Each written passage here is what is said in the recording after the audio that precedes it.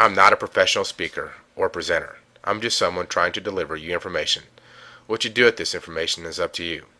I'm also not advocating any kind of violence. Every problem in the world can be solved by who you see when you look into the mirror. And this is not to be construed to be as legal advice of any kind. I put this presentation together so I could show the people of this great country a true and accurate view of history about what happened to our country. The facts I'm going to show you are not Republic or Democratic in nature. They are documents from the Library of Congress, state archives, Supreme Court, Senate, and congressional records and reports. Anyone can go get a certified copy of any of these documents for your own research. What I'm going to show you is a small but important part of what has delivered this country into its current condition. I kindly ask you, do not believe what I'm going to show you. Please do your own research and the truth will be yours. One of the reasons we are in the shape we are in as a country is because we let others tell us what the facts are.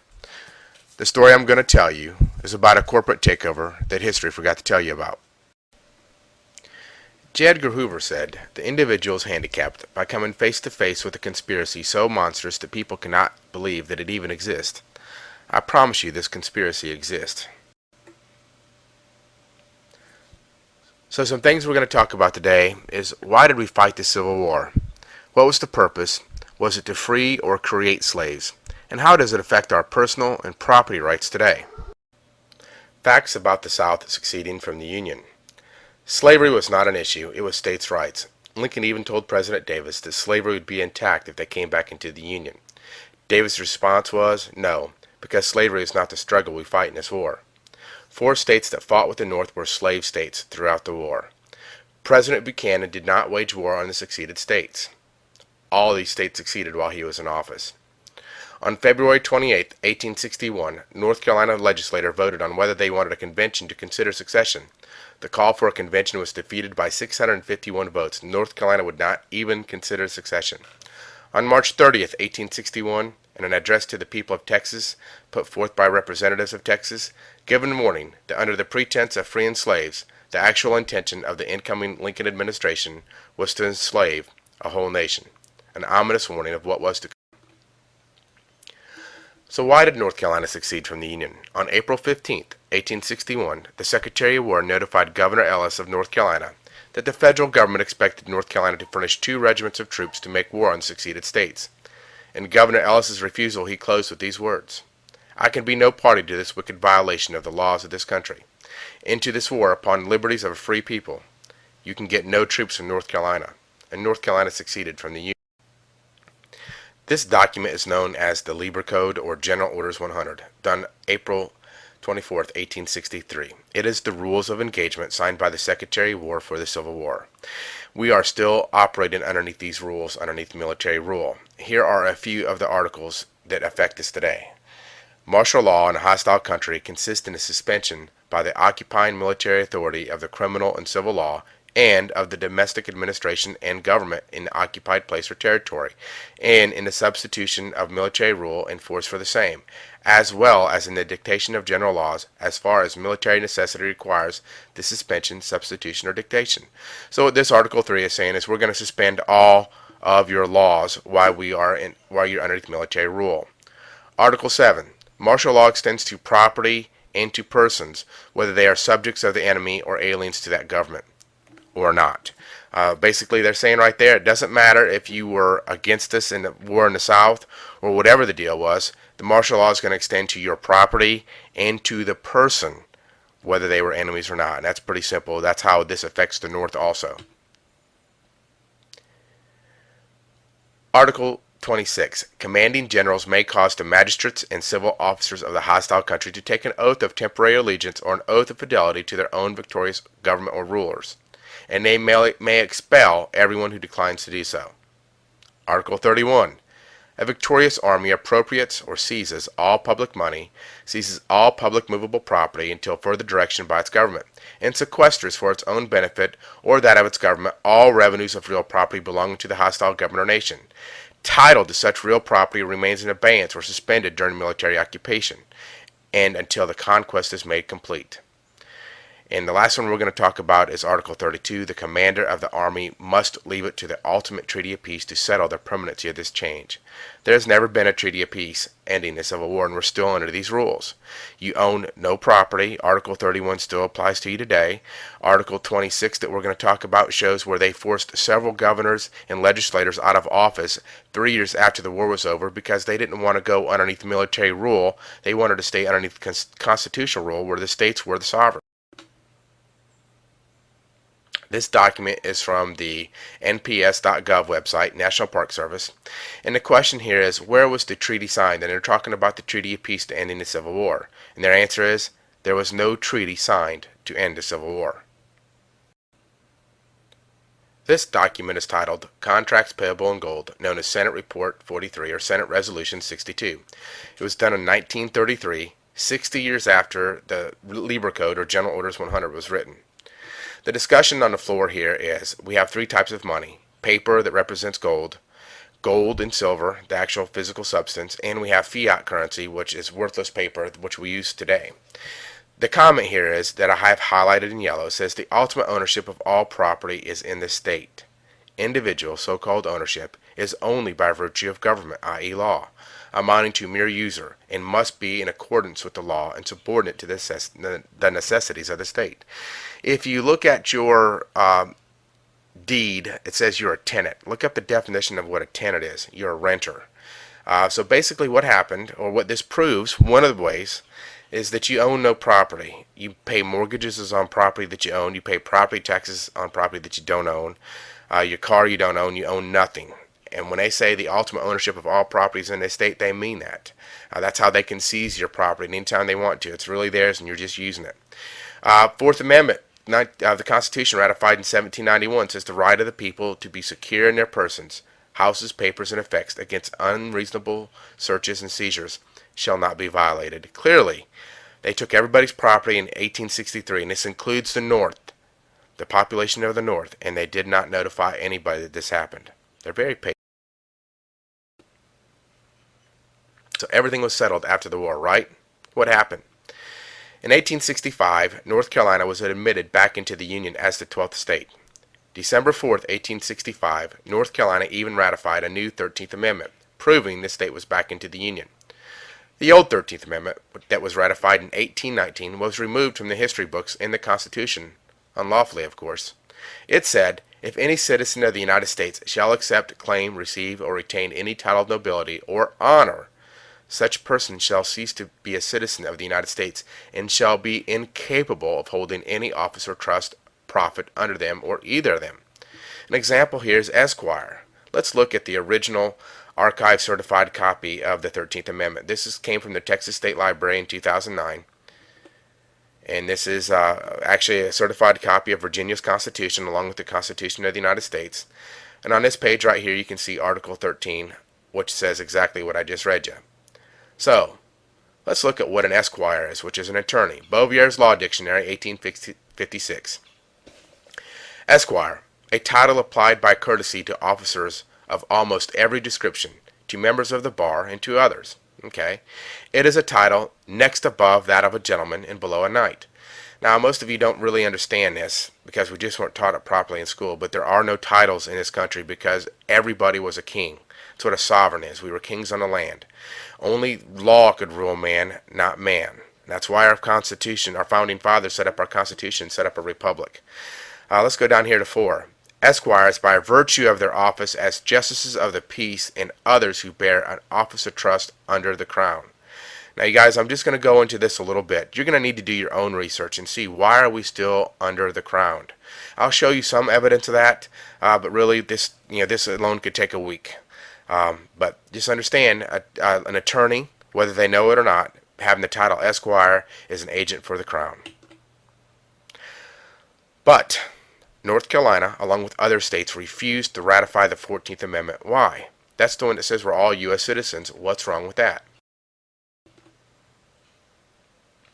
March 2nd, 1867.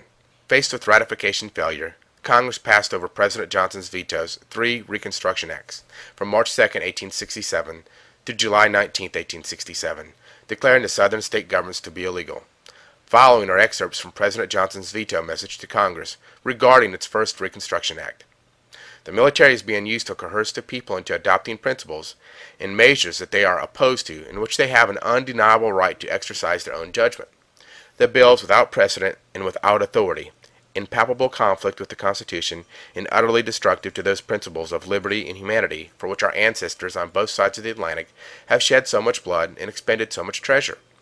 The purpose and object of this bill is to change the entire structure and character of the states' governments, and to compel them by force to the adoption of organic laws and regulations, which they are unwilling to accept if left to themselves. If they do not form a constitution with prescribed articles in it, and afterwards elect a legislator which will act upon certain measures in a prescribed way through subjugation, neither blacks nor whites can be relieved from the slavery which the bill imposes upon them. So what President Johnson is telling you, that this 14th Amendment bill was going to make both blacks and whites slaves. Pretty strong language. What other evidence do we have of that? So the constitutionality of the 14th Amendment and the Reconstruction Acts went before the Supreme Court on 4 different occasions. First time, the court dismissed on technical ground that the court had no jurisdiction of a bill to enjoin the president in the performance of his duties. They couldn't make him do his job. Second time, the court declined jurisdiction by holding that the case concerned purely political matters instead of personal and property rights, which at one time was the only way you could get a case in front of a court if there was an injured party, a real injured party, and there was that gave him standing. The court held that a bill to restrain the defendants who represent the executive authority of government from carrying into execution certain acts of Congress, inasmuch as such execution would annul and totally abolish the existing state governments of Georgia, is not within the jurisdiction of the court. In other words, the court said it could not stop the federal government from completely annihilating or abolishing the state of Georgia. And that's exactly what happened. It abolished every state. The third time, the Supreme Court assumed jurisdiction on the constitutionality of the Reconstruction Acts, and were argued before the Supreme Court. But before the Supreme Court could enter a judgment, the Republicans in control of Congress rushed through a bill repealing the appellate jurisdiction of the Supreme Court under the Act of 1867, prohibiting the Supreme Court from proceeding on any appeal already before it. The court waited till the bill was passed and then postponed for further consideration of the matter until the next term. In the biggest battle between Congress and the Supreme Court in the nation's history, for the first time, Congress removed the court's jurisdiction to hear a case. The last attempt to obtain a ruling on the Reconstruction Acts was made in Ex parte versus Yeager. The Supreme Court assumed jurisdiction, and this action was immediately answered by the introduction of a bill in the Senate explicitly prohibiting the Supreme Court from considering any case which involved the validity of the Reconstruction Acts, followed by another prohibiting the judicial review of any act of Congress. Congress made themselves, in the laws and bills they passed, untouchable. So much for the 3 equal-powered branches of government. The Tulane Law Review, Volume 28 of 1953, in an article entitled The Dubious Origin of the 14th Amendment, by Walter J. Sutton, Jr., former president of the Louisiana State Bar, states, "The most extreme and amazing feature of the Act, as the requirement that each excluded state must ratify the 14th Amendment in order to again enjoy the status and rights of a state, including representation in Congress. Section 3 of the Act sets forth this compulsive coercion that's imposed on southern states. The most apt characterization of this compulsive provision, placing these states under military authority, there to remain until they comply, inter alia, with this requirement of ratifying the rejected 14th Amendment, is found in a speech of Senator Doolittle of Wisconsin, a Northerner, a conservative Republican. During the floor debate on the bill, he said, 'My friend has said, what has been said all around me, and what is said every day, the people of the South have rejected the constitutional amendment, and therefore we will march upon them and force them to adopt it at the point of a bayonet, and establish military rule over them until they do adopt it.'" And you can see the source there. So obviously, our founding fathers, which the Constitution guarantees every state the right of republic, the right to have a republic. Our founding fathers never thought that they were going to get the states to ratify something at the point of a bayonet. That's not their intention. So what has Congress said about the 14th Amendment? On June 13, 1967, United States Representative Rarick of Louisiana submitted to the United States Congress Louisiana House concurrent resolution urging the United States Congress to declare the 14th Amendment to be illegal. He also entered a treatise on the illegality of the 14th Amendment prepared by Louisiana Judge Lander H. Perez. You see, you guys, attorneys and judges have tried to help us. We have failed to support them. Congressional Record 1967. You can get this out of any law library that you want. It says the 14th Amendment, equal protection law or tool of usurpation. It says the purported 14th Amendment to the United States Constitution is and should be held to be ineffective, invalid, null, void, and unconstitutional for the following reasons. The joint resolution proposing said amendment was not submitted to or adopted by a constitutional Congress. Article 1, Section 3 in Article 5 of the United States Constitution says that should happen. The joint resolution was not submitted to the President for his approval. The proposed 14th Amendment was rejected by more than 1/4 of all the states then in the Union, and it was never ratified by 3/4 of all the states in the Union. The Unconstitutional Congress. Now, this document is about 6 or 7 pages long in the Congressional Record, and so we're just going to go through the very first one, a little bit of it. Don't want to spend all day on it. You can do your own research and see what it says for yourself. Article 1, Section 3. The Senate of the United States shall be composed of 2 senators from each state. Article 5 provides that no state without its consent shall be deprived of its equal suffrage in the Senate.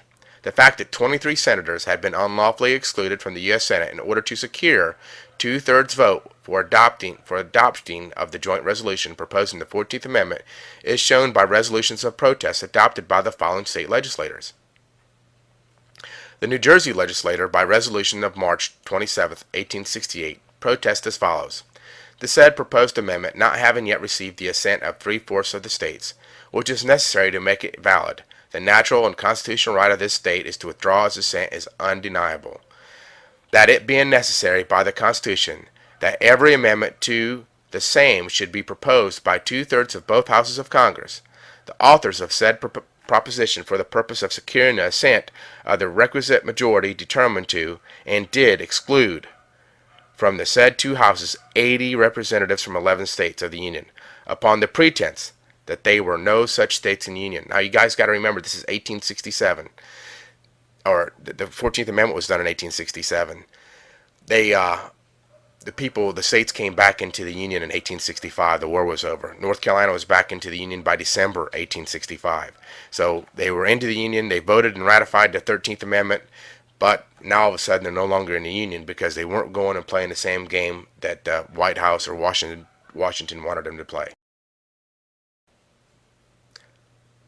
So how did the Reconstruction Act affect North Carolina? It actually affected every state in the Union at the time, and it affected 7 other states about the exact same way that it affected North Carolina as far as the governors being forcibly removed. So let's look into it a little bit. From 1865 until his removal in 1868, Governor Jonathan Worth fought against programs of Reconstruction emerging from Washington, D.C. He loathed the 14th Amendment in the Reconstruction Act passed in early 1867, which provided for military rule, a new state constitution, and elections to replace the existing government. On June 30th, 1868, General Canby of the United States Army issued General Orders 120, which states in part, to facilitate the organization of a new state government, the following appointments are made. To be Governor of North Carolina, W. W. Holden, Governor-elect. Vice Jonathan Worth, removed. To take effect July 1st, 1868, on the meeting of the General Assembly of North Carolina. Now remember in the Lieber Code where it says that if you don't want to take an oath to our new government, we can take you out of office, and that's exactly what they've done. And this is proof of it right here. Here is a archive certified copy of General Orders 120. You can get it on the 2nd floor of State Archives of North Carolina. His response. In a letter dated July 1st, 1868, Governor Jonathan Worth surrendered the government of North Carolina to W. W. Holden under what he deemed military duress during a time of supposed peace. The letter states in part, yesterday morning I was verbally notified by Chief Justice Pearson that in obedience to a telegram from General Canby, he would today at 10 a.m. administer to you the oaths required preliminary to entering upon the discharge of duties of the civil governor of the state, and that thereupon you would demand possession of my office. I intimated to the judge my opinion that such proceeding was premature even under the Reconstruction legislation of Congress, and that I should probably decline to surrender the office to you. I do not recognize the validity of the late election under which you and those cooperating with you claim to be invested with the civil government of the state, and you have no evidence of your election, save the certificate of a Major General of the United States Army. I regard all of you as, in effect, appointees of a military power of the United States, and not as deriving your powers from the consent of those you claim to govern. Knowing, however, that you are backed by a military force here, which I could not resist if I would, I do not deem it necessary to offer a futile opposition, but vacate the office without the ceremony of actual eviction, offering no further opposition than this, my protest. I would submit to actual expulsion in order to bring before the Supreme Court of the United States the question as to the constitutionality of the legislation under which you claim to be the rightful governor of the state, if past action of that tribunal furnished any hope of a speedy trial. I surrender the office to you under what I deem military duress, without stopping as the occasion would well justify, to comment upon the singular coincidence that the present state government is surrendered as without legality to him whose own official sanction but 3 years ago declared it valid. Governor Worth took the oath from Governor Holden. Governor Holden took the oath from Governor Worth when he was elected in 1865 to be the governor of North Carolina after the war was over. So it's not like, he was an unlawful governor or anything like that. He was a constitutional government, and since that time we've not had in this state or many other states a constitutional government. And this is an archive certified copy of his letter. So other laws that affect the rights of the American people. Trading with the Enemy Act in 1917. This act was implemented to deal with countries we were at war with during World War I. It gave the president and the alien property custodian the right to seize the assets of an enemy or ally of an enemy, and if they wanted to do business in his country, they could apply for a license to do so. In its original act, the definition of the word enemy as used herein shall be deemed to mean for the purpose of such trading of this act, the government of any nation of which the United States is at war, or any political or municipal subdivision thereof, or any officer, official agent, or agency thereof. Here is the original bill, and you can see the writing there. By 1921, the Federal Reserve Bank, who was the trustee for the alien property custodian, held in trust over $700 million. But March 9th, 1933, the Trading with the Enemy Act was amended at 48 Stat 1 to include the United States person because they wanted to take our gold away. So they had to make everybody in the United States who claims to be a United States citizen an enemy of the United States. Let's look at that law. This is 48 Stat 1. So when you go into a law library, you pick up the 48th Book of Congress and you go to the first page. It says, with the number 1, not Roman numeral, but number 1, and you'll see this.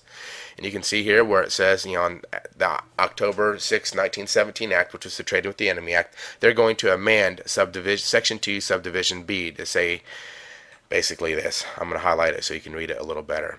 During a time of war or during any other period of national emergency declared by the President may, through any agency that he may designate or otherwise investigate, regulate, or prohibit, under such rules and regulations as he may prescribe by means of license or otherwise, by any person within the United States or any place subject to the jurisdiction thereof. Now, let's look at what that did. So the original Trading with the Enemy Act said this. We were the enemy. Section 2B was the government of any nation. But with this amendment done in 1933, March 9th, 1933, remember that date, it basically changed it to this. During any time of war or during any other period of national emergency declared by President, the President may control any person within the United States or any place subject to the jurisdiction thereof. That's pretty profound. We haven't had a constitution for a long time. Let's look and see if there's any evidence. How do we know that these evidence affected people? First, Downs versus Bidwell, 1901. So this is before the Trading with the Enemy Act was ever done, but after the Civil War. The dissenting opinion of Justice Marshall Harlan states, 2 national governments exist, one to be maintained under the Constitution with all its restrictions, and the other to be maintained by Congress outside and independently of that instrument, which is what we see today. The only people that are subject to the Constitution now are the Congress, senators, and president, if really anybody, but they are a party to it. We're not. Senate Report 93-549 states the United States has been underneath dictatorial control since March 9th, 1933. Let's look at this Senate report for a minute. This is the first page, done in 1973. You can go get it online. You can get it from a law library, Library of Congress, wherever you want to. Senate does a report on the emergency power statutes every 2 years. The last one was in 2008. And they say all the same thing. They don't have the language in them that this one has in it, but they all say the same thing. So let's look at it. This is the foreword to the Senate report. It says, since March 9th, 1933, the United States has been in a state of declared national emergency. These proclamations give force to 470 provisions of federal law. In other words, because we're in a state of national emergency, the federal law now exists that would not normally exist if we were just citizens of our state and not considered enemies of the United States of America. These hundreds of statutes delegate to the President extraordinary powers ordinarily exercised by Congress, which affect the lives of American citizens in a host of all-encompassing manners. The vast range of powers taken together confer enough authority to rule the country without reference to normal constitutional process. Without reference to any constitutional process. If it's not normal, it's not constitutional process.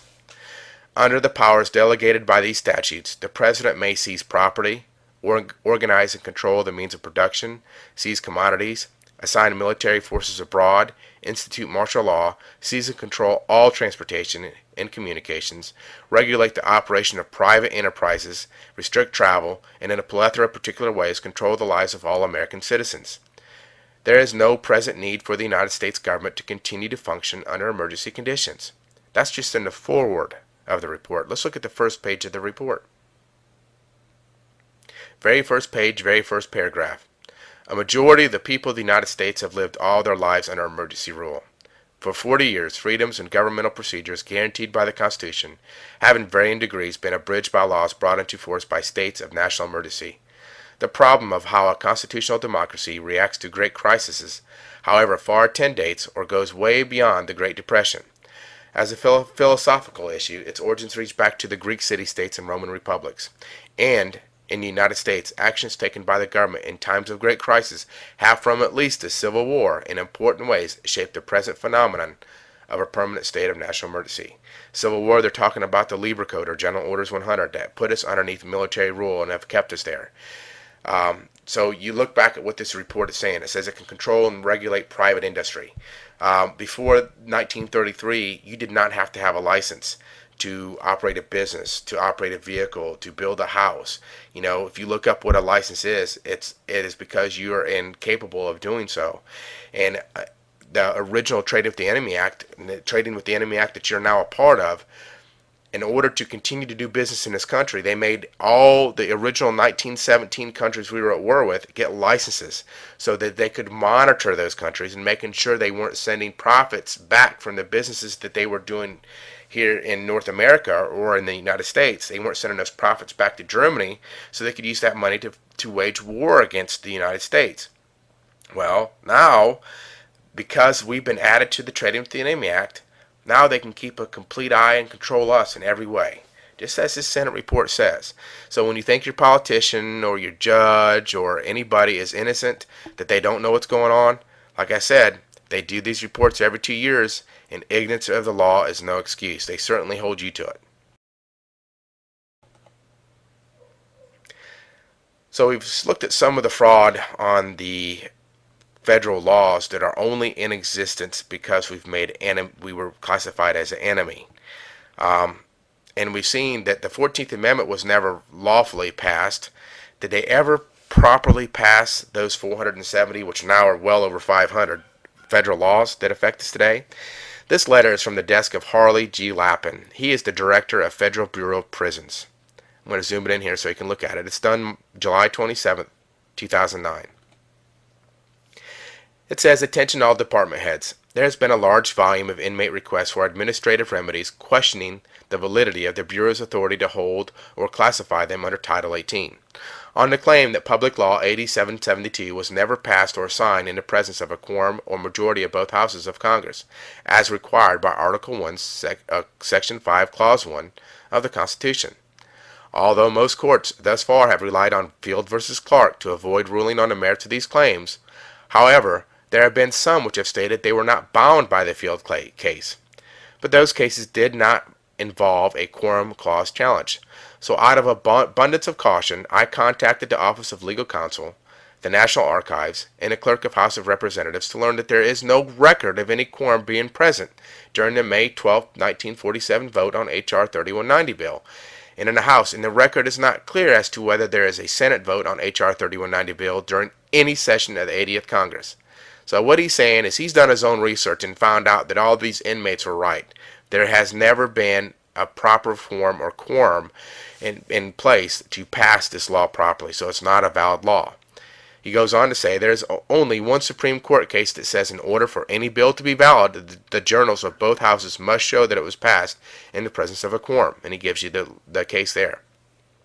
The clerk of the House states that the May 12, 1947 vote was a voice vote, but the parliamentarian of the House states that a voice vote is only valid when the journal shows that a quorum is present, and that it's unlawful for the Speaker of the House to sign any enrolled bill in the absence of a quorum.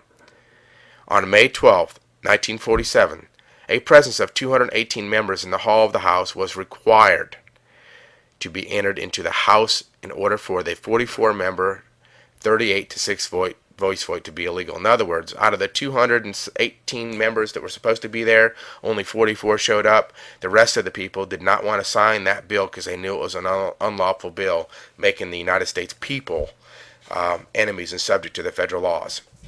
It appears that the 1909 version of the Federal Criminal Code has never been repealed. In other words, since the new Title 18 hasn't been passed, the only true federal version that is in existence today is the 1909 version. He goes on to say, therefore, in essence, our only true authority is derived from the 1948 predecessor, which again is referring to the 1909 version.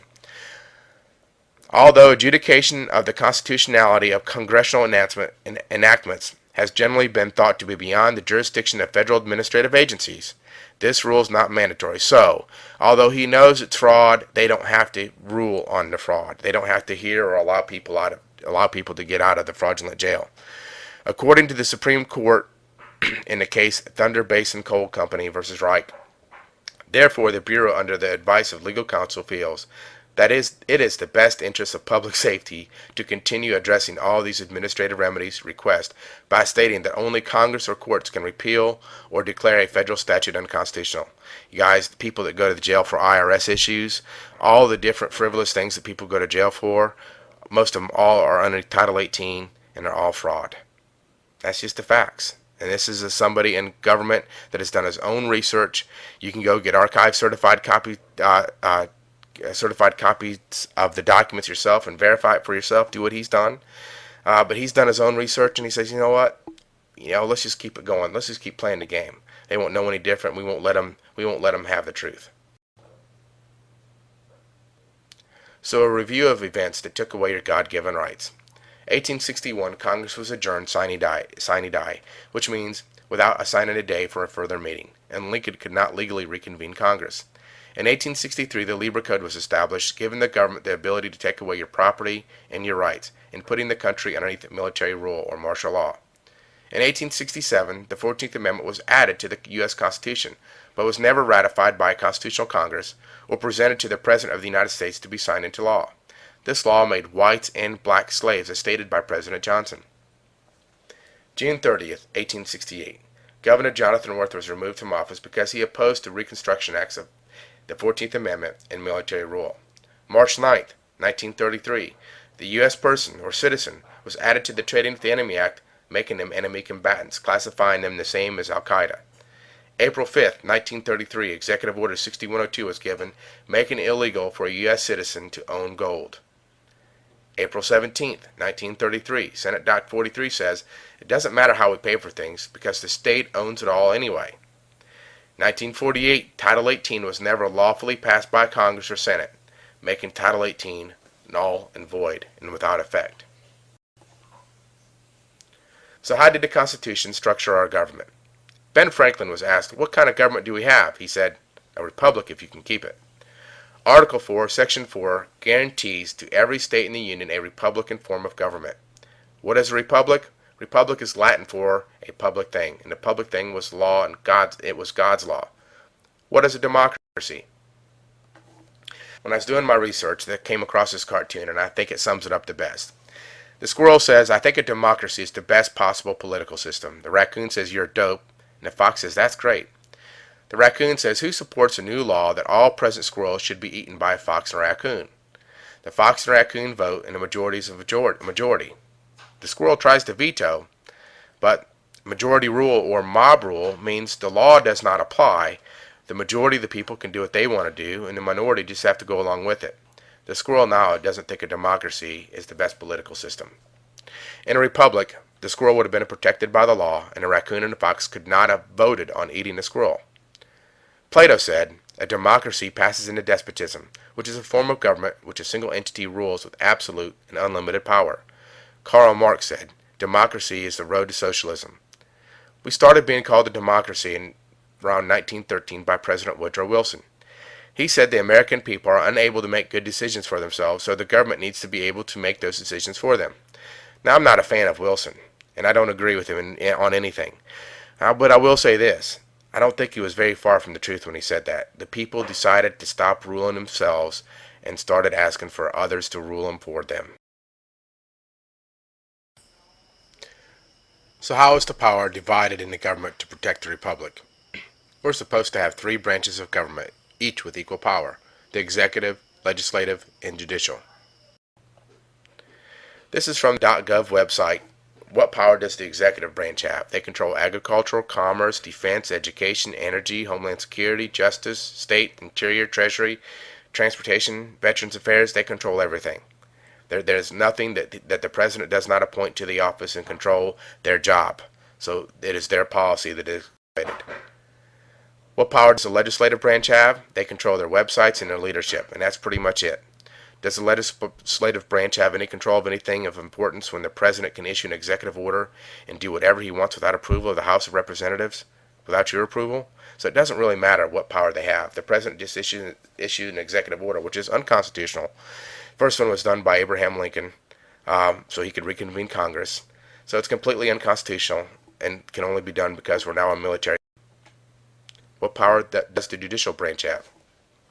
Doesn't matter. Congress will just pass a law restricting the courts from hearing any arguments it doesn't want the court to hear. They've certainly done this in the past. The president controls the Justice Department, so he controls what actions are going to be prosecuted in the courts.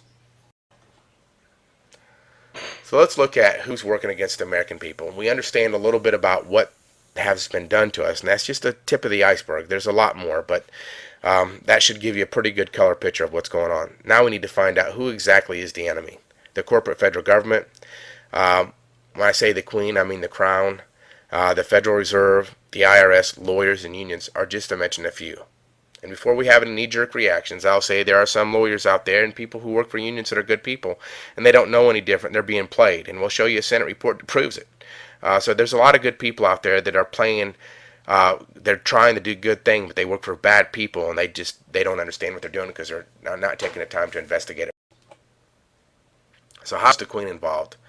Now, it goes back a long way, and this is just a small example of the fact that she's involved, but she gets her Social Security. This is statutory instrument 1997, number 1778, and it basically is amending a 1984 agreement on Social Security between the government of the United Kingdom, Great Britain, Northern Ireland, and the United States. It says, now therefore, Her Majesty, in pursuance of Section 179, 1A and 2 of the Social Security Administration Act of 1992, and all other powers enabling her in that behalf, is pleased by, and with the advice of her Privy Council, to order, and it is hereby ordered as follows. So the Queen is making an order on how we're dealing with Social Security. And you can go through and you can research this yourself and find out exactly what they're talking about. But you can see clearly territory means as regards to the United States, not just the corporate United States government in Washington, D.C., but the states and District of Columbia. Who controls the Queen? 1213 Papal Decree. April 21st, 1214, the Pope in Rome formally accepted King John's surrender of his kingdoms and his pledge of vassal, together with monies paid in tribute. And 3 months later, July 1214, Pope Innocent III raised the interdict against the English. Thus the Pope assured the English of access to heaven, from which they had been barred by their king's opposition to the Church of Nazarene, or communist totalitarianism and denial of civil rights to mankind. got to go back and research what's going on. But at this time, the people did not have access to the Bible. The church controlled the Bible, and the church told the people that the only way you could get to heaven is if you paid. And so they made the king pay. The king turned over all of his properties, all of his money to the Pope, and so literally the crown is the arch treasurer to the Vatican still to today. It's just a fact. I'm sorry about if I offend anybody, but these are just the facts. It's just history. So why haven't our lawmakers fixed this problem? This cartoon is a pretty accurate depiction about exactly what happens in Washington, D.C. First of all, when a congressperson or a senator gets elected into office, the first thing they have to do, or they're told to do by their party, is they need to raise money. So they spend the majority of their day, even senior congresspeople and senators, spend the majority of their day trying to raise money for their party. If they don't, their party will no longer support them, and they will just have a pretty hard time in Congress. So they end up going to the lobbyists because it's easier to get, $10, $20, $30,000 at a time than $2 or $3 at a time from the constituents like us. So that is a very good source of some of the problems we have in D.C. Plus, obviously our Congress people are not writing any bills. The senators are not writing any bills. They don't even read the bills that somebody else writes. So it's pretty obvious that that's going on. Another good reason. The unions started out in this country as protecting the workers' rights. They started out helping young kids get out of work camps, and things like that. But now they control and dominate our employees, our employers, our government. They are some of the biggest lobbyists in government. They control pretty much everything. Local governments on up to federal governments. And the lawyers themselves, this is a good cartoon. My law practice has been so successful they've named loopholes after me. They write things on legalese that you and I don't understand. They change the definitions of words constantly. So that what meant something or a particular thing today means something entirely different tomorrow. And so we can't be protected by words we don't understand. And we use words like person. A person is a corporation. A person is not a living and flesh-bodied person or individual. So different meanings of words we need to understand how they use them and how they use them against us and how they get us to admit that we're a person. We admit that we're a corporation. Look it up in Black's Law. Look up the definition yourself. And now they have jurisdiction over us because we've admitted to be what they want. This is the report on the National Lawyers Guild, the legal bulwark of the Communist Party. Done around 1915. It was a House report. And we're going to get into a little bit about it and see some of the things that it's talking about. The National Lawyers Guild is the foremost legal bulwark of the Communist Party. Its front organizations and controlled unions, since its inception, has never failed to rally to the legal defense of the Communist Party and individual members thereof, including known espionage agents. It has constantly fought against national, state, and local legislation aimed at curbing the communist conspiracy. It has been most articulate in its attacks upon all agencies of the government seeking to expose or prosecute the subversive activities of the communist network, including national, state, local investigative committees, the Department of Justice, the FBI, and law enforcement agencies generally. Through its affiliation with the International Association of Democratic Lawyers, an international communist front organization, the National Lawyers Guild has constituted itself as an agent of foreign principle hostile to the interest of the United States. These aims, the real aims of the National Lawyers Guild, as demonstrated conclusively by its activities for the past 13 years of its existence, are not specified in its constitution or statement of avowed purpose. In order to attract non-communists to serve as a cover for its actual purpose, as an appendage to the Communist Party, the National Lawyers Guild poses benevolently as a professional organization. See, they're not telling you the truth. They get people to come in that think they're doing the good things, and there's organizations throughout this world that work that way. These are just the lawyers and the unions we're talking about in this particular Senate report.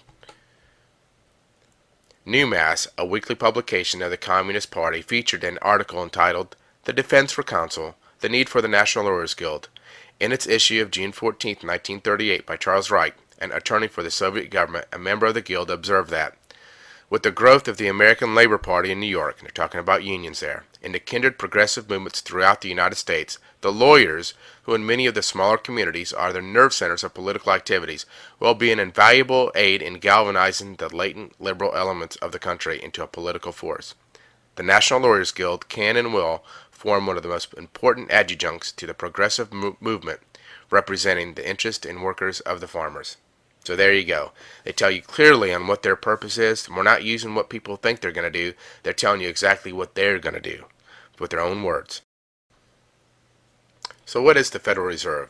The Rothschilds, is Eugene Mile, Israel Sheff, Warburg, Lehman Brothers, Goldman Sachs, Rockefeller, J.P. Morgan, Aldrich, and other bankers created a Federal Reserve Plan in a private meeting on Jekyll Isle on November 22nd, 1910. Research Eustace Mullins, he's done some great research on this. Other people have plagiarized his work, but he's done a very good job on this. The original plan was called the Aldrich Plan. It was brought to Congress and to the American people by Republicans. It brought forth one national bank, and the people hated it. They understood our country at that time was better educated. They understood what a national bank had done to our country before and what it had done to other countries, and would not tolerate it. And so the Democrats, pushed by Wilson, and the bankers put Wilson into office, it's very well documented, came out with a new plan, which is called the Federal Reserve Plan, which is the exact same language in the plan.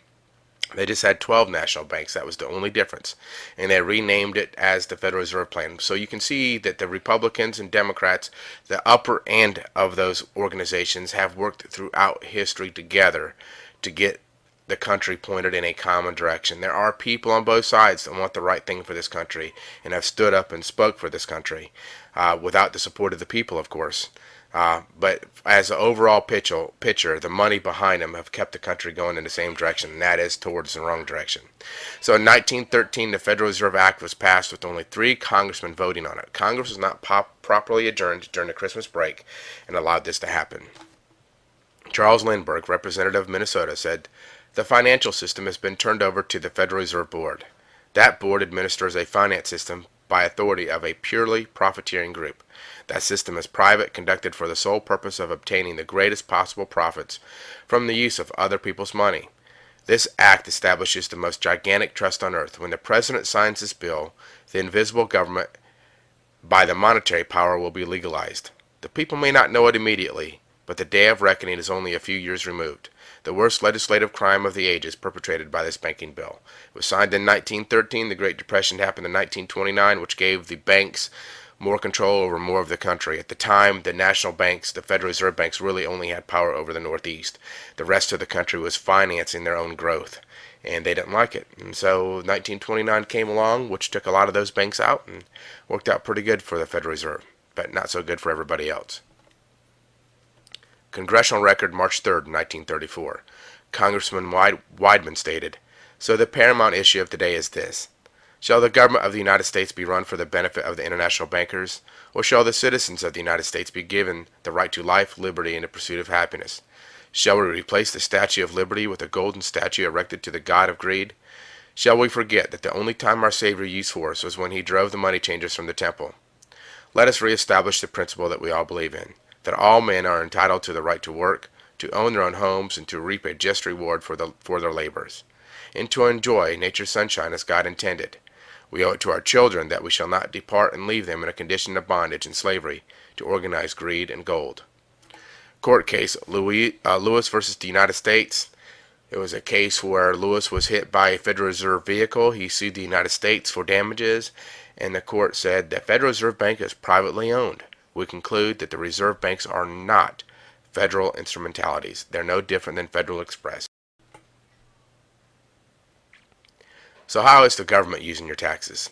This is the Grace Commission report done in 1984. Ronald Reagan, when he came into office, wanted to find a way to save the American people money, and so he commissioned Peter Grace to look into taxes to see how he could save people money on their income taxes. This is part of his response. "Mr. President, you have been so correct in resisting attempts to balance the budget by increasing taxes. The tax load on the average American family is already at counterproductive levels, with the underground economy having now grown to an estimated $500 billion per year, costing about $100 billion in lost federal tax revenues per year.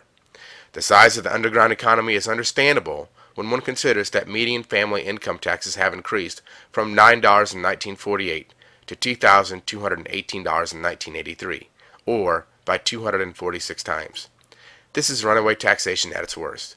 1/3 of all their taxes is consumed by waste and inefficiency in the federal government, as we have identified in our survey.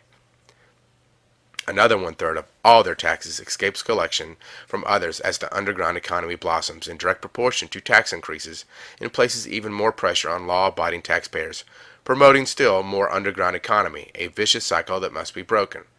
With two-thirds of everyone's personal income tax wasted or not collected, 100% of what is collected is absorbed solely by the interest on the federal debt and by the federal government contributions to transfer payments. In other words, and these are his words, in other words, all individual income tax revenues are gone before one nickel is spent on the services which taxpayers expect from their government. So the IRS is a private debt collector for the private entity known as the Federal Reserve.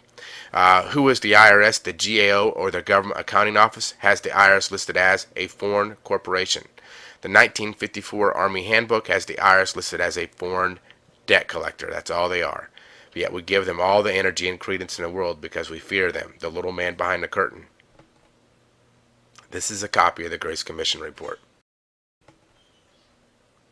So is the government trying to protect us or control us?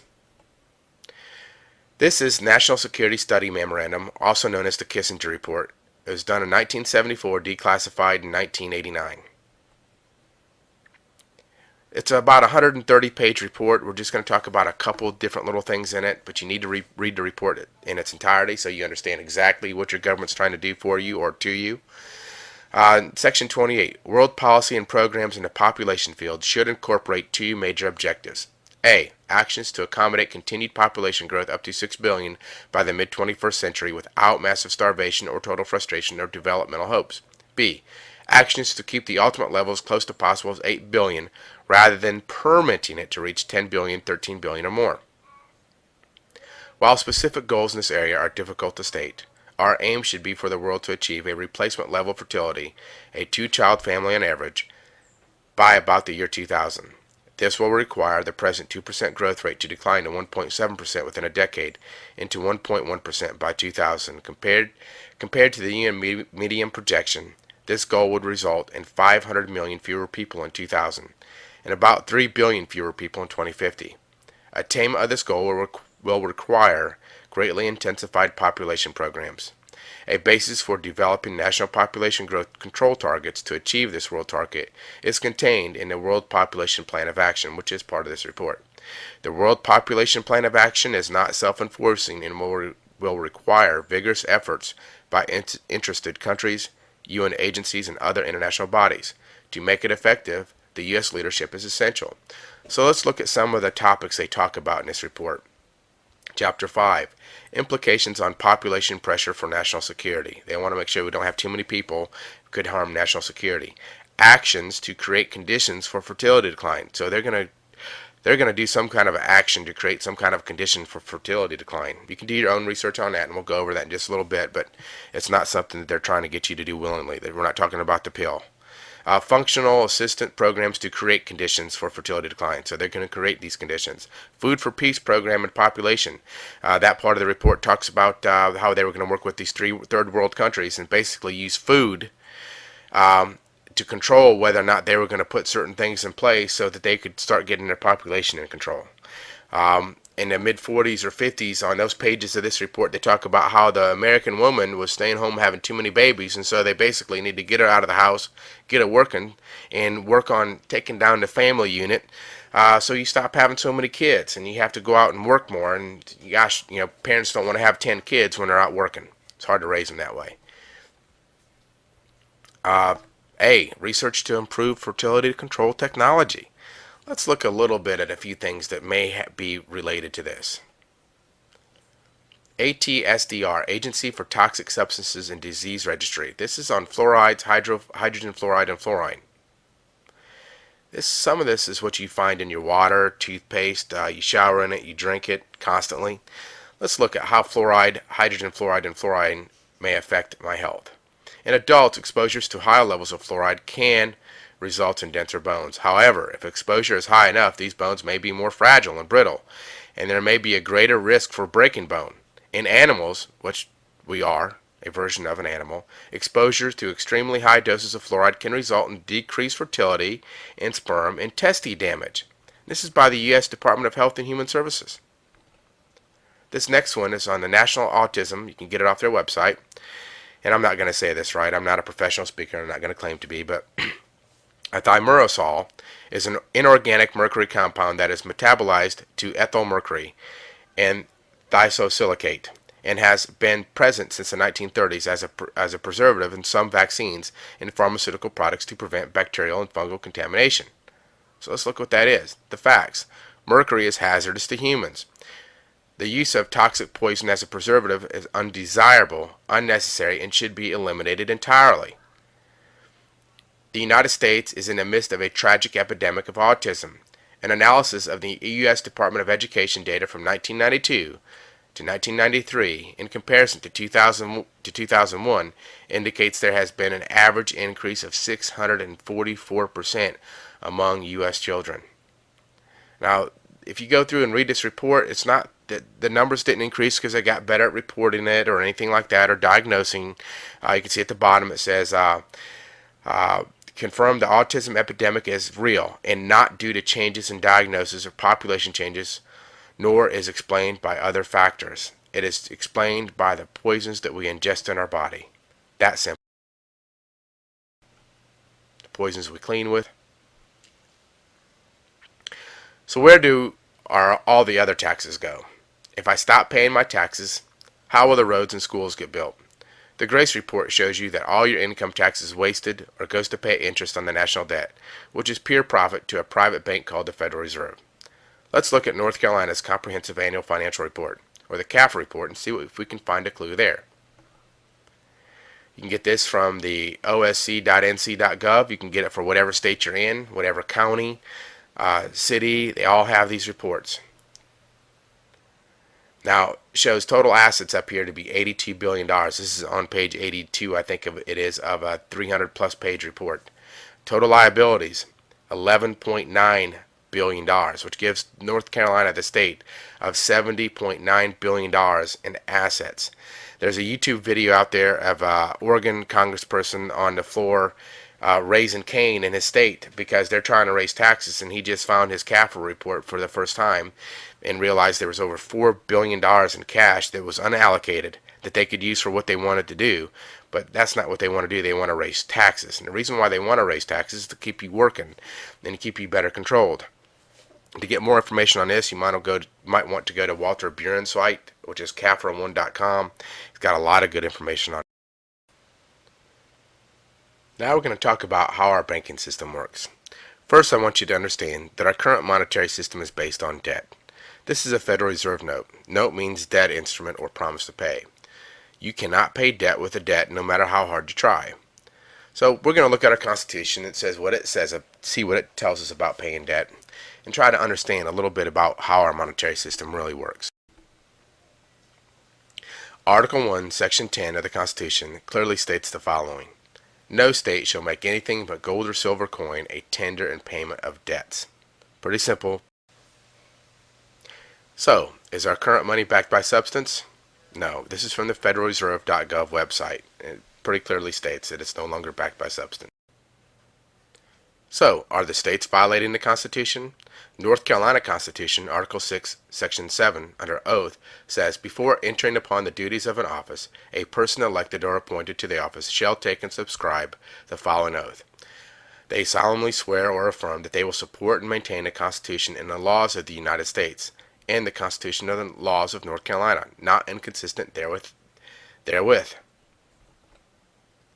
Now, North Carolina General Statutes 105-357A, underneath medium of payment, states, taxes shall be payable in existing national currency, which is the Federal Reserve note, which is not gold or silver. So North Carolina has a law that is unconstitutional.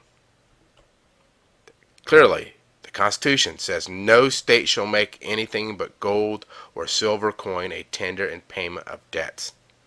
So what's going on?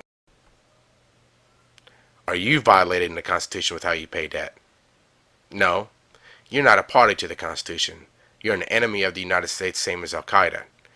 But just like the 14th Amendment that they didn't pass properly, and just like Title 18 that are only in effect because you're an enemy of the United States, they were never lawfully passed or ratified, they had to give you out here, which is known as House Joint Resolution 192 or Public Law 7310. It's located at 48 Stat 112. It was passed making it illegal for anyone to require you to pay a debt in a particular kind of currency. Let's look at this one. This is an archive certified copy of that particular law. To ensure uniform value of coins and currency of the United States. That every obligation contained in or made with respect to any obligation which purports to give the obligee a right to require payment in gold or a particular kind of coin or currency, or in an amount of money of the United States measured thereby, is declared to be against public policy. And no such provision shall be contained in or made with respect to any obligation hereafter incurred. Every obligation heretofore or hereafter incurred, whether or not any such provision is contained therein, or made with respect thereto, shall be discharged upon payment, dollar for dollar, in any coin or currency, which at time of payment is legal tender for public and private debts. And your signature is legal tender for public and private debts. This is the origins of accepted for value. B. As used in this resolution, the term obligation means obligation, payable in money of the United States.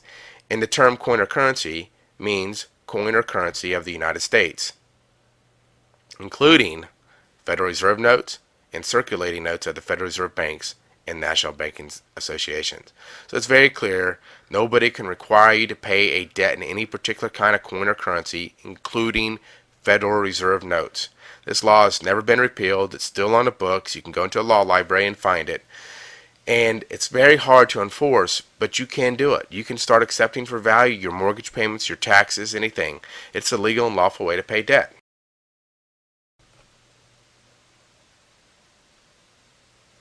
So let's talk about how money is created. First, Congress votes to increase the federal debt by, let's say, $1 billion. It instructs the United States Treasury to write an interest-bearing bond for $1 billion. The Treasury offers the bond to the Fed against the taxpayer's ability to pay. This is what a bond looks like. This is a 30-year bond at 7.58% interest. So technically, Congress is telling Treasury to sell you into slavery to a private bank called the Federal Reserve. Congress is saying, hey, now Congress has the right to make money. They can print money. It's in the Constitution. They can do it. But they don't have the right to delegate that authority to somebody else. And that somebody else does not have the right to charge authority or usury, interest or usury against it. So Congress literally is saying, hey, yeah, print more money. We'll get these people to work and pay off the interest for you. The U.S. Constitution, the 13th Amendment, says neither slavery nor involuntary servitude shall exist within the United States or any place subject to their jurisdiction. Pretty clearly there's some involuntary servitude there. We're paying interest to a private group of bankers that we don't want to, that we don't need to, that it's not necessary for. So let's look and see how this works. This is a birth certificate, but it works the same way as it would if it was a car or a house. When you go buy a new car, you or the dealer sends the manufacturer's certificate of origin to the DMV, and now your state's DMV, along with the county that it's registered in, knows that it's got a new vehicle that's going to start paying taxes. Technically, you're going to pay taxes, but that vehicle is going to generate more income for them. They place all these new assets on a ledger and sell bonds against them. So just like a hospital, if they were going to build a hospital, they would put a business plan, say it's going to make this much money. They'd go to the public and say, would you like to buy these bonds? It'll pay you this much interest. And people, yeah. So they buy the bonds. They finance the building of the hospital. They buy the future profits of that hospital, what they think is going to make, what they think that hospital is going to make. And everybody wins. The people earn interest, and the bank or the city doesn't have to go borrow money from a bank to build the hospital. Well, that's the same way the birth certificate works. Now the state knows it's going to have a new income-producing asset when it turns 18 or 16. They keep track of it because you fill out a Social Security form that was completely voluntary. If you go back and look at the rules, you never had to have one. You still don't have to unless you want a bank account or drive or do anything like that. But you never had to have one, and they track your entire school, work, and everything through this. Big brother keeping an eye on you. Then you fill out this W-4, which is an employee withholding allowance certificate. Now, I'm not going to tell you what to do about taxes, but you need to look up the laws, what an employee is. An employee is somebody who works for the government. What is income? Income is profit. If I had a cell phone or something that I bought for $20 and sold it for $40, the $20 that I made on it is profit. If I went out and worked and traded my labor for that $20 cell phone, that's the equal exchange of value. Somebody thought my labor was worth $20, and I thought that phone was worth my labor, and so we made an equal exchange. And that's what we did. No income. So, number 3. The Fed buys the bonds by simply creating a bookkeeping entry for $1 billion to credit the government's checking account. They just created a digital book entry. They don't transfer gold. There is no gold. They don't do anything. They just hit the button and voila, there's $1 billion for them. The Treasury now writes checks against the created credit. These checks are dispersed throughout the country, endorsed by recipients, and deposited into banks. The banks send the Treasury checks to the Fed to be cleared. The Fed debits the Treasury's account with credits. The Fed debits the Treasury's account and credits the banks with the amount. These credits increase the bank's reserves. And we're going to talk about that a little bit also. These reserves serve as a base used by the commercial banks to create checkbook money and to lend it out at interest. So they're going to use this to lend more money out to you at interest. And now you see the 1 through 6 arrows. Now you got the other arrows that go to the banks and come out in many different ways. And that's where most of the money is created. So we're going to talk about that next. First, UCC law on Federal Reserve publications.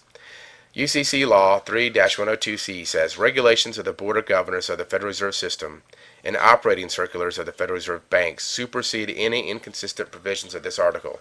UCC law governs all financial instruments, and what they're saying is we may govern all financial instruments, but UCC law is subordinate to what the Federal Reserve says. It's very important. So you go to the bank to get a loan to buy a home and sign a promissory note for $100,000. The bank deposits this $100,000 note into a bank account with your name on it. They have to. It's a law. And the bank gives you a check for $100,000 so you can go purchase your home. Has the bank loaned you any money?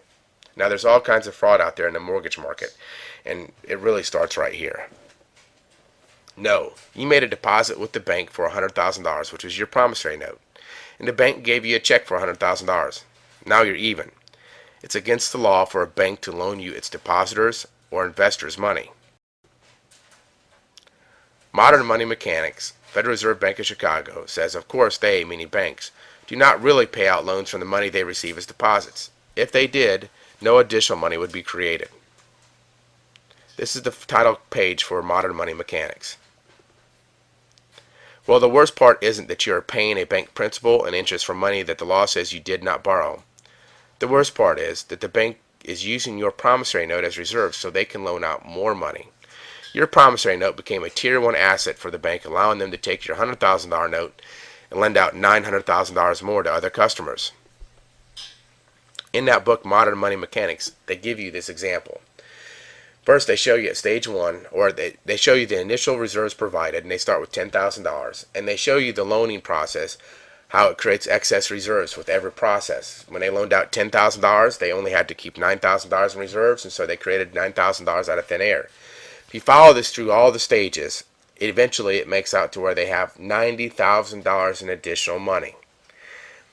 Thus, it says at the top here, thus, through stage after stage of expansion, money can grow to a total of 10 times the new reserves applied to the banking system. Now, I wish money would grow 10 times in our wallet. As the new deposits created by loans at each stage are added to those created at all earlier stages, and those supplied by the initial reserve creating action. So here they give you a graph of what that looks like. The initial deposits there to the left in the dark, $10,000, and everything else is money completely created by the act of loaning money. Your promissory note became money, became cash, and now it's in the bank as an asset. Money in banking, page 11, explains that when banks grant loans, they create new money. The new money is created because a new loan becomes a deposit, just like a paycheck does. Next is a copy of a promissory note that has been stamped, paid to the order of, without recourse, so it could be deposited by a bank. Here's the first page of a promissory note. It's a normal average promissory note. Here's the second page, and I zoomed it in there so you could see where it says paid to the order of. They turn that promissory note into a same thing as cash, same thing as a check, whatever it is, and deposit it into the bank.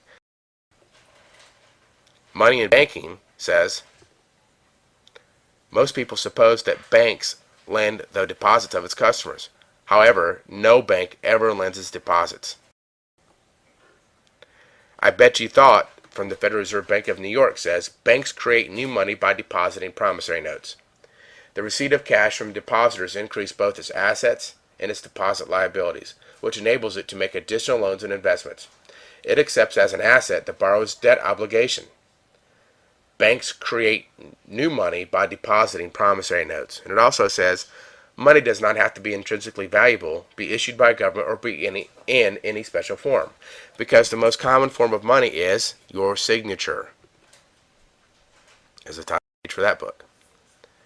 Two Faces of Debt from the Federal Reserve Bank of Chicago says, such newly created funds are in addition to funds that all financial institutions provide in their operations. A deposit created through lending is a debt that has to be paid on demand of the depositor. Depositors' balance rise when the depository institution extends credit, either by granting a loan or by buying securities from the depositor in exchange for the note or security. What they're saying here is if you walked into the bank and you borrowed $100,000 to buy a house, that bank takes that $100,000 promissory note, deposits it into the bank. If you had good credit, it becomes a Tier 1 asset, and they can monetize it or expand it 10 times. If your neighbor walks into the bank with the $100,000 that he dug up out of his backyard and bought a $100,000 CD, he deposits that into the bank. It becomes, again, a Tier 1 asset. The bank can monetize it 10 times the same way they can your promissory note. The difference is they're going to pay your neighbor back at interest, and at the end of 5 years, whatever the CD is, he gets all his money back. But you don't get anything. They go on to say, in this case, no one loses a deposit. The money supply is simply increased. New money has been brought into existence. This is the title page. Generally accepted accounting principles. Federal statutes, Title 12 says banks must follow the generally accepted accounting principles. While a 2003 edition of the Generally Accepted Accounting Principles on page 41, underneath the section of cash and cash equivalent, states, anything accepted by a bank to deposit would be considered as cash. So your promissory note is deposited at the bank the same way your paycheck is. The bank uses that deposit as reserves so they can create more money to loan out to other customers. Further evidence that the money we use today is created by you. Congressional Record 1933, page 83, says, the money will be worth 100 cents on the dollar because it is backed by the credit of the nation. It will represent a mortgage on all the homes and all the other property of all the people of the nation. This is a page from that particular Congressional Record. Congressional Record, April 9th, 1934. Congressman Patman says, a Federal Reserve Bank has a great privilege. It has the right to issue a blanket mortgage on all the property of all the people of this country. It is called a Federal Reserve Note. For that privilege, Section 16 of the Act provides that when a government prints a Federal Reserve note and guarantees to pay that note and delivers it to a Federal Reserve Bank, that Federal Reserve Bank shall pay, it seems to be mandatory, he's saying, the rate of interest that is set by the Federal Reserve Board. The law has never been put into effect. The Federal Reserve Board sets the zero rate. Instead of charging an interest rate, which the law says they shall charge, they set no rate at all. Therefore, for the use of this great government credit, these blanket mortgages that are issued against all the property of all the people of this nation, and against the incomes of all the people of this nation, they do not pay 1 penny. Not 1 penny of the stock of the Federal Reserve Bank is owned by the government or the people, but is owned by private banks exclusively. They do not pay 1 penny for the use of that great privilege to the people or the government. So your labor has built or rebuilt just about every nation in the world. And have you received any consideration for lending the world your credit? You are the best slave because you think you're free. And they've also used your money to wage war against people.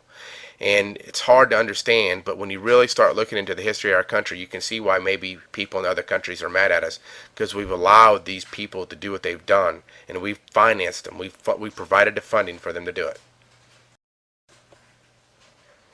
Report to the Comptroller of Currency, 1963. Banking and Monetary Studies.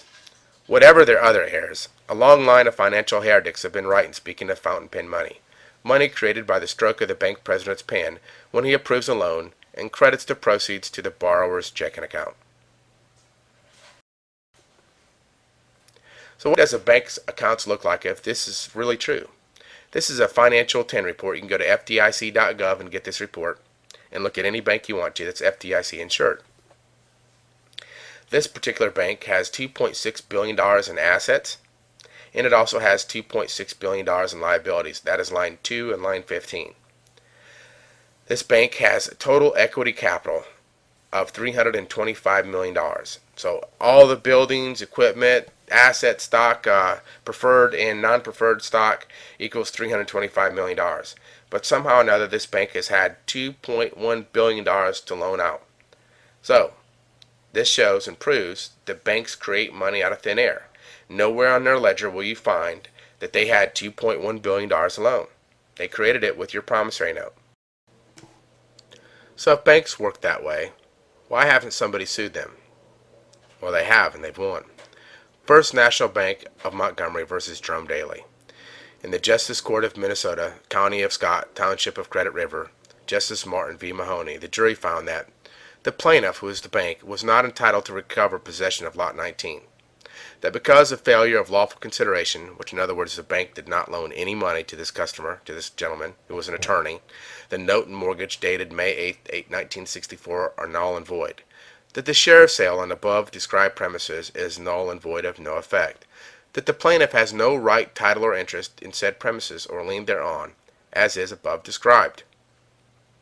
Sections 50, 51, and 52 of America's Jurisprudence, second edition, under Actions on page 584 states, no action will lie to recover on a claim based upon, or any manner dependent upon, a fraudulent, illegal, or immoral transaction, contract, to which the plaintiff was a party. See, no bank ever loans money, and it's conversion. They take your promissory note and convert it into money, which they didn't tell you about, and they give you your money back. And so there's no lawful consideration. There's no risk. And without any risk, there's no contract. And no contract means all these foreclosures that are going on today, every one of them. This is just one of the reasons there's fraud, not to mention everything else. But here is the original court record. You can go to Minnesota's website, from their government website, and you can pull down all the documents.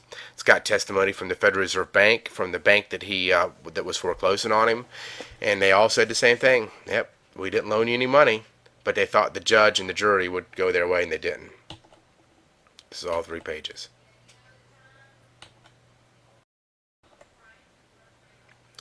So are the banks breaking any laws? Let's look at a few. There's quite a few, but this one's important. This is the Banking Act, or the Currency Act of 1864. It's an act to provide a national currency secured by the pledge of the United States bonds and provide for circulation and redemption thereof. Section 27. And be it further enacted that it shall be unlawful for any officer acting under the provisions of this act to countersign or deliver to any association or any other company or person any circulating notes, promissory notes is a circulating note, contemplated by this act, except as herebefore, provided in accordance with the true intent and meaning of this act. And any officer who shall violate the provisions of this section shall be deemed guilty of a high misdemeanor, and on the conviction thereof shall be punished by a fine not exceeding double the amount so countersigned, and delivered into imprisonment not less than 1 year, and not exceeding 15 years, at the discretion of the court in which he shall be tried. Section 28. And it shall be further enacted that it shall be lawful for any such association to purchase, hold, and convey real estate as follows. And it goes through the couple of reasons, 5 reasons how they can hold property. At the bottom of that one it says, such association shall not purchase or hold real estate in any other case for any other purpose than as specified in this section, nor shall it hold the possession of any real estate under mortgage, or hold the title and possession of any real estate purchased to secure any debts due to it for a period longer than 5 years. How many bankers and people that work in banks would be going to prison for 15 years if this law was enforced? Section 53.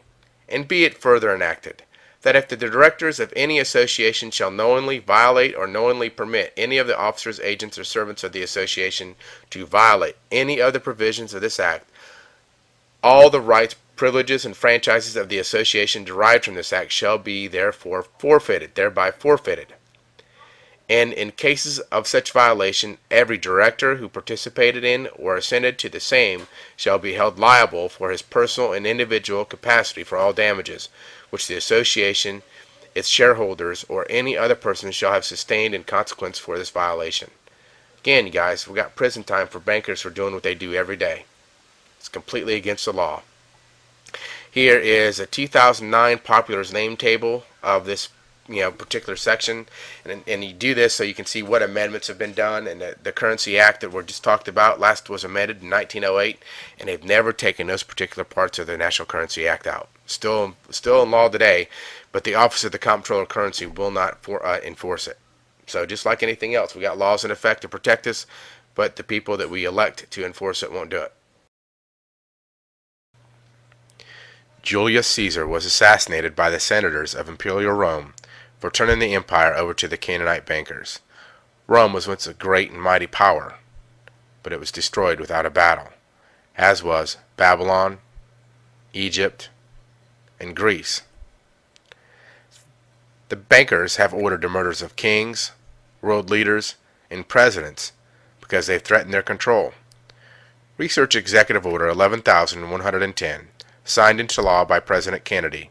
For the first time since 1913, it was going to start allowing Treasury to print money again, without the Fed's approval. Then research how long it took President Johnson to repeal that order. He did it within 24 hours of Kennedy's death. And we the American people support this every day. What will this country look like after they're finished with us? You pay the bankers usury on money they did not loan you, for property you cannot own. You pay the IRS, a foreign debt collector for the Federal Reserve, so they can hire people, pay judges to put your friends, neighbors, and family members in prison unlawfully. Why? Why are you paying money to people so they can poison, kill, and control you? When are you going to say enough is enough and stand up for you and your children and stop giving them energy to make slaves out of you? When the people do stand up and take responsibility and end the tyrannical rule of the IRS, banksters, and the Fed, imagine how fast our economy will recover.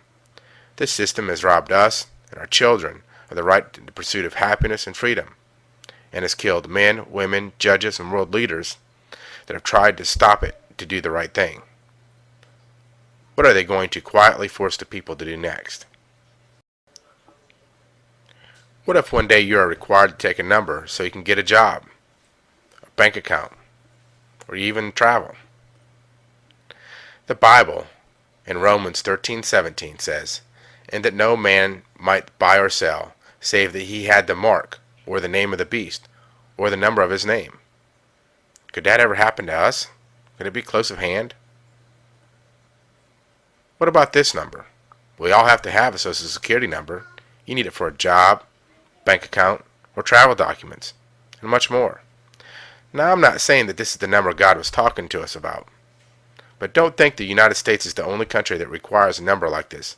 Every developed country has its version of the Social Security number.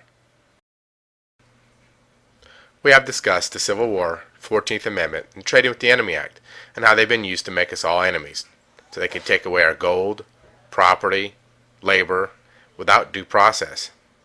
We have unquestionable evidence that Congress, the President, and the courts are completely aware of what they've done to make us all slaves.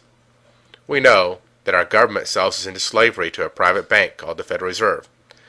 We know that without us borrowing money into existence to purchase our homes, cars, or whatever, that money cannot exist. So we know that without debt and slavery there is no money. So what can the people do? What about the Constitution? Will that protect us? The judge in the Paddleford case in 1854 stated, "But indeed no private person has a right to complain by suit in a court on the ground of breach of the Constitution. The Constitution, it is true, is a compact, but he is not a party to it. The states are parties to it, and they may complain. If they do, they are entitled to redress, or they may waive the right to complain. You see, you and I never signed the Constitution. It's not our contract. The states had representatives there that signed the Constitution. not us. But the Ninth Amendment says the enumeration in the Constitution of certain rights shall not be construed to deny or disparage others retained by the people. That's us. The 10th Amendment says the powers not delegated to the United States by the Constitution, nor prohibited by it to the states, are reserved to the states, respectively, or to the people.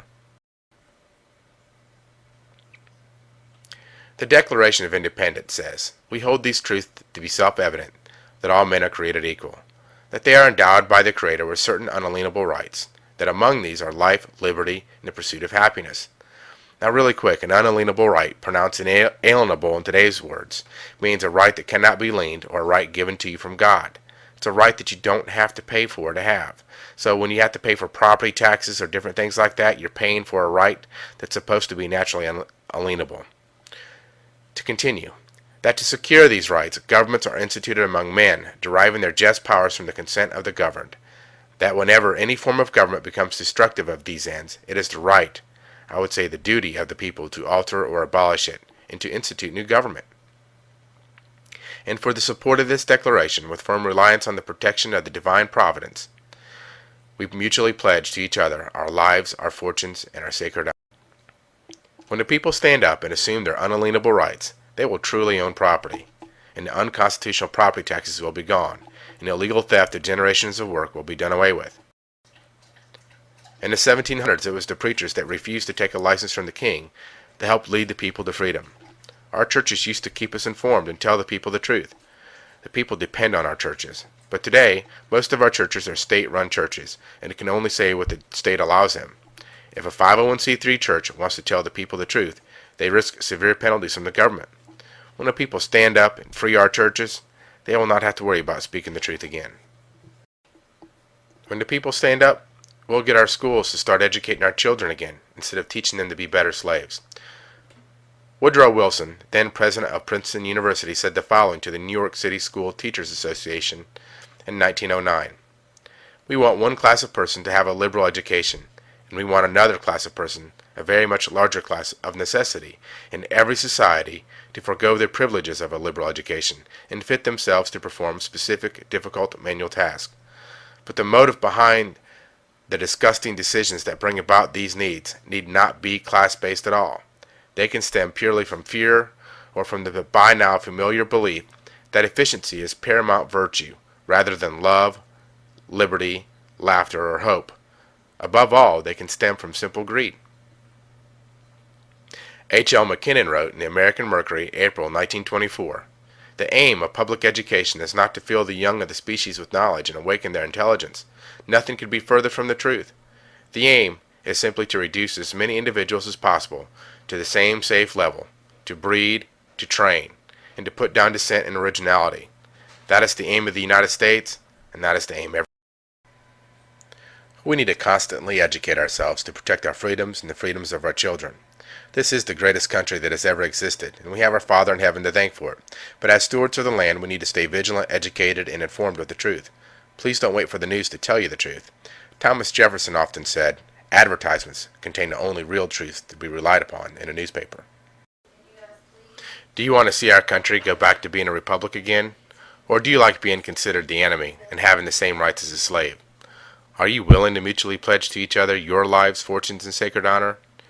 Will you bring a friend or family member to watch this presentation or learn more about our nation's history? If so, get involved and help us share the truth with other people. Remember, it's not what can your country do for you, it's what can you do for your country. If we don't face the real issues, not the symptoms, we'll never fix the problem. And if you know about the problem and look the other direction, pretending that it does not exist, you are the problem. So I'll leave you with these words by Samuel Adams. If you love wealth better than liberty, and the tranquility of servitude better than the animated context of freedom, go home from us in peace. We ask not of your counsel or your arms. Crouch down and lick the hands and the feet of those that feed you, and may your chains set lightly upon you, and may posterity forget you are ever our countrymen. Thank you very much. If you'd like to learn more about this, you can go to powercrossing.com. I recommend everybody go to the Library of Congress or their local law library and look up what I've showed you in this presentation and show it for yourself. Start studying it, talking about it, and start figuring out what the right thing to do to fix your country is. I have my own ideas, but I think we'll start looking in the mirror and solve the problems from there. We'll find a solution. Thank you very much.